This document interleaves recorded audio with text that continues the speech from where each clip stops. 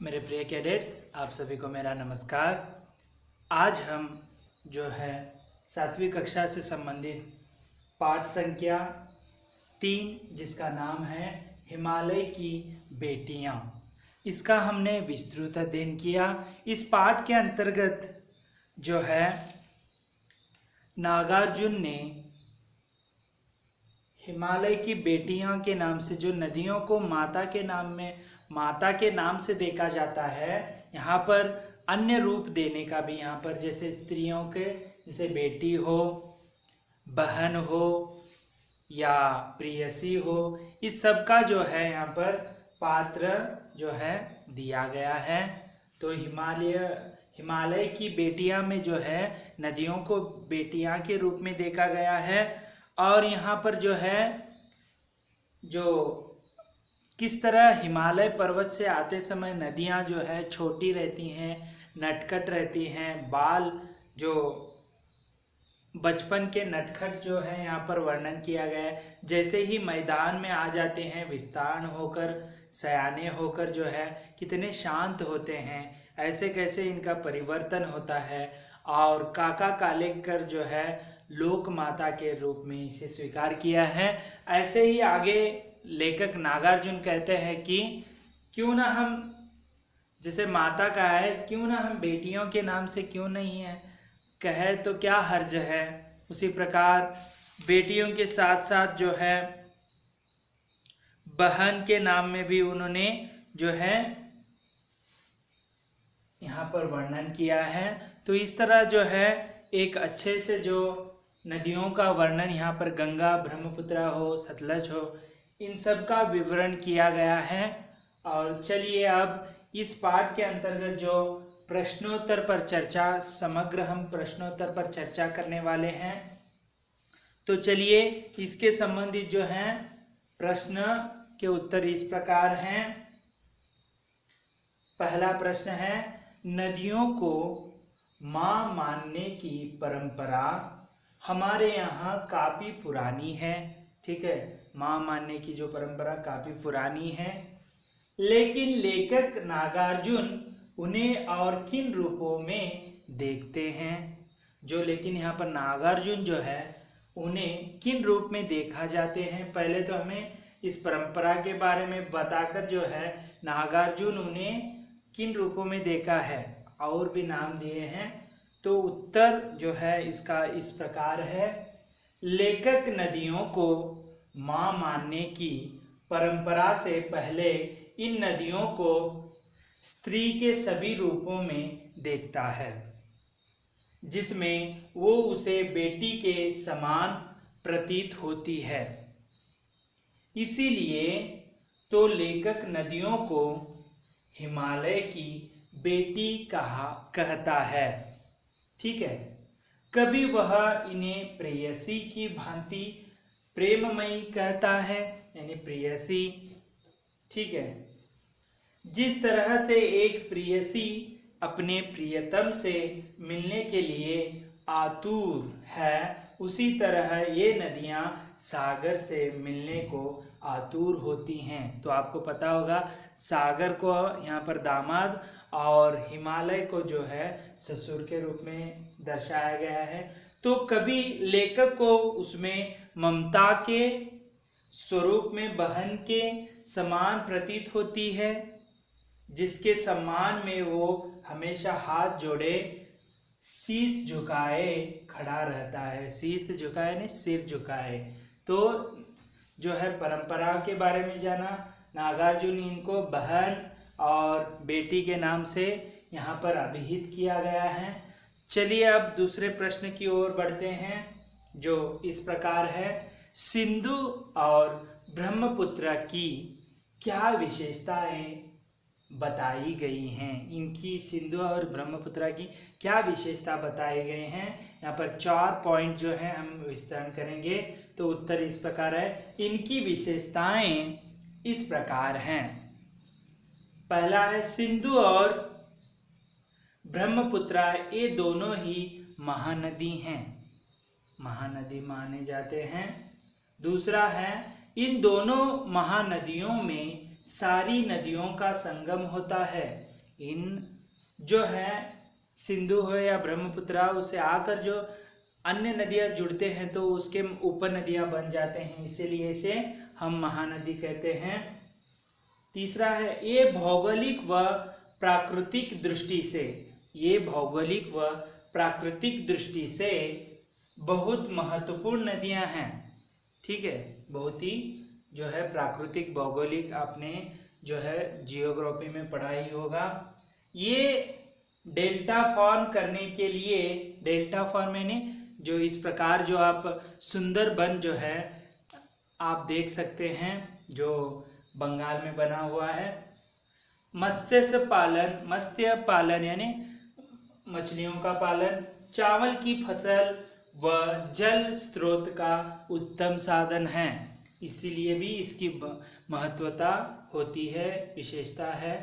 ये दोनों ही पौराणिक नदियों के रूप में विशेष पूजनीय व महत्वपूर्ण हैं। पौराणिक यानी जो विष्णु महेश ऐसे पौराणिक जो कथा होते हैं, उसी प्रकार पौराणिक रूप में ये जो है यह भगवान के रूप में पूजनीय है और महत्वपूर्ण भी हैं।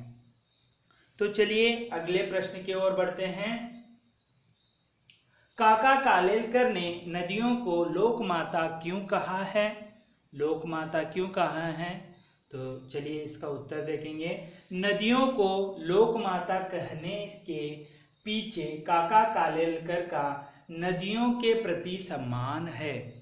देखिए, कोई भी माता कहता है तो सम्मान पूर्वक ही कहता है, तो यहाँ पर लोक माता कहने का तात्पर्य यही है कि उसे सम्मान करते हैं उसके प्रति, क्योंकि ये नदियां हमारा आरंभिक काल से ही माँ की भांति भरण पोषण करती आ रही है। देखिए, माँ जिससे बच्चों को भूखा नहीं रख सकती, यह भी जो है पहले आप जो भी जो यहाँ पर स्थित नागरिक है या जनांग है, वह पहले नदियों के आसपास इर्द गिर्द ही अपना जो है वहाँ पर बसर करते थे, वहाँ पर रहते थे, तो इसीलिए भरण पोषण करते थे, इसीलिए हम माँ कहते हैं। ये हमें पीने के लिए पानी देती है, तो दूसरी तरफ इसके द्वारा लाई गई उपजाऊ मिट्टी खेती के लिए बहुत उपयोगी होती है। आपको पता है मिट्टी भी जो है वहाँ पर उपलब्ध होता है। ये मछली पालन में भी बहुत उपयोगी है। अर्थात ये नदियाँ सदियों से हमारी जीविका का साधन रही हैं, यानी जीवन जगने के लिए। हिंदू धर्म में तो ये नदियाँ पौराणिक आधार पर भी विशेष पूजनीय हैं, पौराणिक आधार पर। ठीक है, हिंदू धर्म में तो जीवन की अंतिम यात्रा भी इन्हीं से मिलकर समाप्त हो जाती हैं।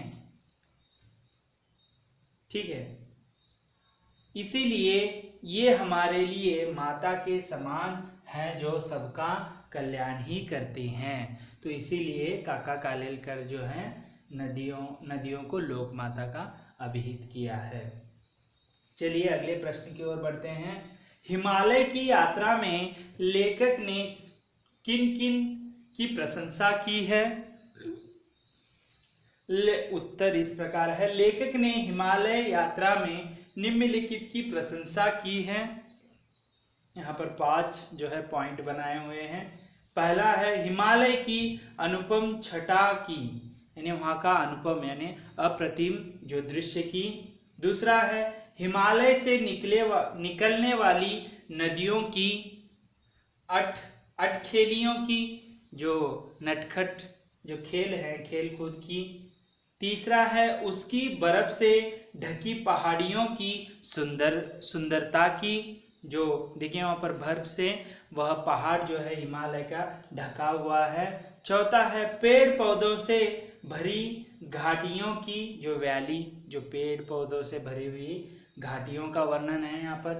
पांचवा है देवदार, चीड़, सरो, चिनार, सपेदा, सपाइदा, काइल से भरे जंगलों की, जो ये पेड़ के नाम हैं इनसे भरे जंगलों की यहाँ पर वर्णन किया गया है। तो आपको समझ में आया होगा। तो यहाँ पर लेखक ने जो है यात्रा के दौरान इनका सबका विवरण इसके पाठ के अंतर्गत किया है। चलिए अगले क्वेश्चन की ओर जाते हैं।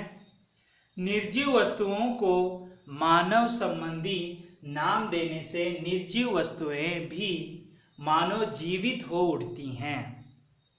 लेखक ने इस पाठ में कई स्थानों पर ऐसे प्रयोग किए हैं जैसे परंतु इस बार जब मैं हिमालय के कंधे पर चढ़ा तो, कंधे पर यानी जो ऊपर उसके, ठीक है, वे कुछ और रूप में सामने थी, जो नदियों के बारे में बता रहे हैं। काका कालेलकर ने नदियों को लोक माता कहा है। तो देखिए यह एक प्रश्न है। पाठ से इसी तरह के और उदाहरण ढूंढिए, हमें और भी उदाहरण ढूंढने हैं। तो चलिए, तो यहाँ पर 4 जो हैं आप देख सकते हैं। पहला है संभ्रांत महिला की भांति वे प्रतीत होती थी। संभ्रांत महिला यानी संस्कारी महिला के भांति जो है नदियाँ यहाँ पर प्रतीत होती थी। दूसरा है जितना कि इन बेटियों की बाल लीला देखकर, यहाँ पर बाल लीला की बात कही है बेटियों की, ठीक है। उसी प्रकार तीसरा है बूढ़े हिमालय की गोद में बच्चियां बनकर ये कैसे खेल करती हैं, ठीक है, बूढ़े हिमालय की, ठीक है, इस तरह। चौथा जो है हिमालय को ससुर और समुद्र को दामाद कहने में कुछ भी झिझक नहीं होती है। तो यहाँ पर समुद्र को इन्होंने ससुर का दामाद कहा और हिमालय को ससुर कहा। चलिए अगले प्रश्न की ओर बढ़ते हैं। नदी के उल्टा लिखने से दीन होता है, जिसका अर्थ होता है गरीब। देखिए उल्टा लिखने के लिए कहते हैं आप भी 5 ऐसे शब्द लिखिए जिसे उल्टा लिखने पर सार्थक शब्द बन जाएं, ठीक है। देखिए प्रत्येक शब्द के आगे संज्ञा का नाम भी लिखिए। जैसे नदी है तो दीन जो है उसकी दशा दिखा रहा है गरीब की, तो भाववाचक संज्ञा हो जाता है, ठीक है, उसका जो भाव दिख रहा है। एक तो यहाँ पर तप है, ठीक है, जप भी कहते हैं, उसका हम उल्टा करने पर पत होता है। पत जो है भाववाचक संज्ञा हो जाता है। उसी प्रकार राज, और उसे हम जरा कहने से थोड़ा यहाँ पर है, यह भाववाचक संज्ञा बनता है। उसी प्रकार नव यानी नवीन, उसे हम उल्टा करने से वन बन जाता है। वन जो है जातिवाचक से, जाति से जुड़ा हुआ है, जातिवाचक, इसीलिए जातिवाचक संज्ञा कहते हैं। उसी प्रकार गल जाना, ठीक है, उसे हम लग जो है यह भाववाचक यानी लगना, ठीक है, तो भाववाचक संज्ञा बन जाता है। उसी प्रकार राम एक व्यक्ति का नाम है, उसे हम मरा कहने से यह भाववाचक, जो मरा हुआ उसके चेहरे पर दिख रहा है वो मर गया है, तो उसे हम भाववाचक संज्ञा कहते हैं। इस प्रकार आज हमने जो तीसरा अध्याय है वसंत भाग 2 से, उसके अंतर्गत जो तीसरा पाठ का शीर्षक था हिमालय की बेटियां, उसका हमने अध्ययन तो किया। उसके साथ साथ आज हमने उसी पाठ के संबंधित प्रश्नोत्तर पर समग्र चर्चा की। मैं आशा करता हूं कि आपने जो है इन प्रश्नों के उत्तर जो है अच्छे तरह से समझ लिया होगा। तो आपके लिए गृह कार्य यही है कि इस पाठ को अपने नोटबुक में जो इस वीडियो को पॉज करते हुए प्रश्नों के उत्तर अपने नोटबुक में लिखिए।